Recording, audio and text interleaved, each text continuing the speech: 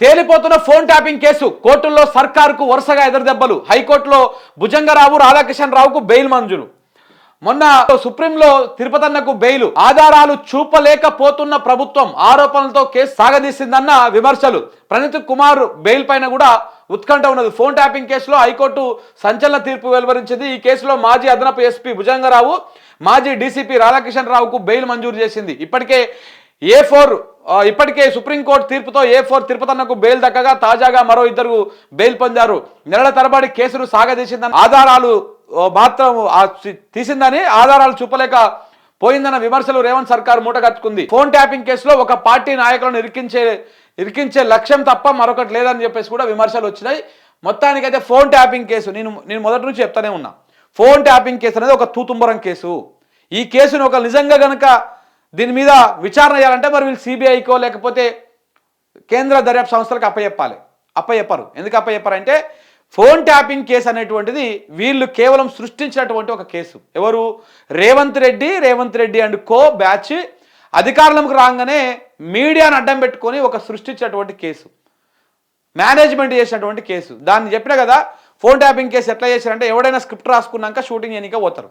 కానీ రేవంత్ రెడ్డి ఏం చేసిండు, పోయి ముందు షూటింగ్ ఆన్ చేసిండు, యాక్టింగ్ స్టార్ట్ చేసినాక అప్పుడు స్క్రిప్ట్ రాసుకోవడం మొదలుపెట్టిండు. లొకేషన్లు ఎత్తుక్కోవడం, స్క్రిప్ట్ రాసుకోవడం, కెమెరా ఆన్ అయినాక చేస్తున్నటువంటి కార్యక్రమం ఇదంతా. సో కాబట్టి ఈ ఫోన్ ట్యాపింగ్ కేసు అనేది చివరికి దీనికి ఒక అంతం ఉండదు, ఇది గాలికి తేలిపోతుందని మొదటి నుంచి చెప్తానే ఉన్నా. సేమ్ ఇప్పుడు అదే జరిగింది. ఇంకా కేవలం ఒక్కరు మాత్రమే ఉన్నాడు, ఇంకా ప్రణీత్ కుమార్ మాత్రమే ఉన్నాడు. ఆయనను కూడా చూడండి, బేసిక్గా ప్రణీత్ కుమార్ ఆయన పేరు ప్రణీత్ కుమార్ అయితే ఈ స్క్రిప్టింగ్లో భాగంగా అయితే ప్రణీత్ రావు చేసి సినిమా మొత్తం నడిపారు. ఎందుకంటే రావులు వెలమలు అన్నటువంటి వాళ్ళని ఒక ఒక ఒక ఒక ఏమంటే చెడ్డవాళ్ళుగా చిత్రీకరించేటువంటి ప్రయత్నంలో భాగంగా అందరు రావులను చేసి పడేసారు అనమాట. అంటే సరే, ఆయన కమ్యూనిటీ పరంగా ఆయన ఎలుమనేగా అయ్యుండొచ్చు, కానీ ఆయన పెట్టుకోలే ఆయన పేరులో ప్రణీత్ రావు అని పెట్టుకోలే. ప్రణీత్ కుమార్ అని ఉంటుంది ఆయన డిపార్ట్మెంట్లో కానీ ప్రతి ఒక్క దాంట్లో కానీ ప్రణీత్ కుమార్ అలియాస్ ప్రణీత్ రావు అని పెడతారు వీళ్ళు. అంటే ఎంత దుర్మార్గమో చూడండి. సో కాబట్టి ఇది మొత్తం కూడా ఒక స్క్రిప్టెడ్ కేసు. ఇది ఆ స్క్రిప్టెడ్ కేసు చాలా రోజులు నిలవదు. సుప్రీంకోర్టులో జస్టిస్ నాగరత్నం గారి దగ్గరికి పోయింది కేసు. ఇది పోయినాక ఆమె లెఫ్ట్ రైట్ టాప్ బాటం అంతా చంపలు వాయించేసింది. ఎవరికి? ఇదే రాష్ట్ర ప్రభుత్వానికి. ఏమైందిరా బాబు, కేసు ఏదిరా, ఏం చేసిరు వీళ్ళు, ఎందుకు లోపల పెట్టారంటే ఆయన ఫోన్ ట్యాపింగ్ చేస్తాడు.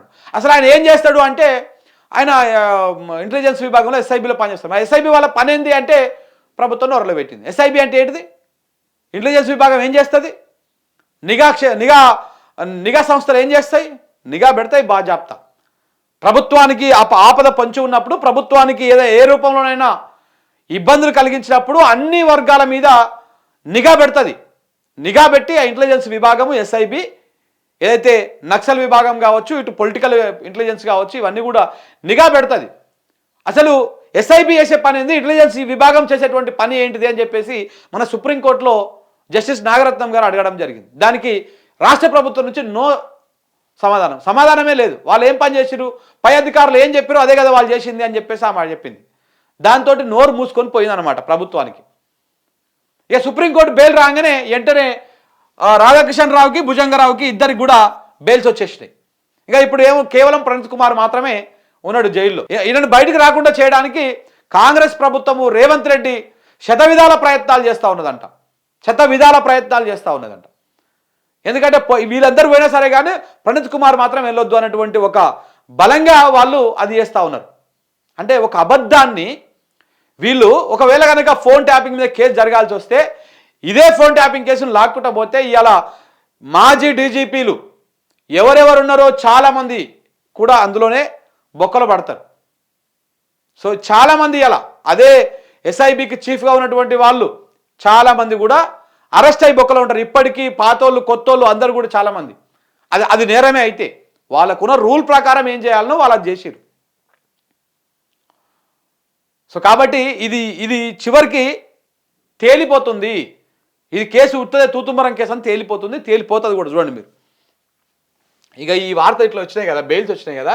ఇక చూడండి ఒక వార్త, ఇగో ఈనాడు ఇంకా కూడా సిగ్గొస్తలేదు కాంగ్రెస్ ప్రభుత్వానికి ఈ ఈ సీఎం పిఆర్ఓలో ఉన్నటువంటి బ్యాచ్కి ఇంకా బుద్ధి రాకుండా మళ్ళీ కూడా సేమ్ స్టోరీ. ఇక చూడండి, 18 మంది హైకోర్టు జడ్జిల పైన నిఘా. ఒక రకంగా సైడ్ బెయిల్ ఇస్తా ఉంటే సార్ మీ ఫోన్లో ట్యాప్ చేసిరు అని జడ్జిలకు వార్నింగ్ ఇవ్వడం కోసం ఈ వార్త రాపించారు అనమాట. ఎందుకు ఇంత చిల్లర వార్తలు రాసుడు? మరి జర్నలిజంలో గీ స్థాయికి దిగజారిపోవాలన్నా? ఈ స్థాయికి చూడండి వార్త.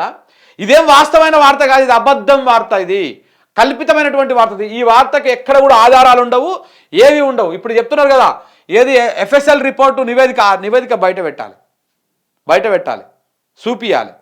అవన్నీ ఏముండదు, ఒక స్టోరీ రాస్తూ ఉంటారు అంతే.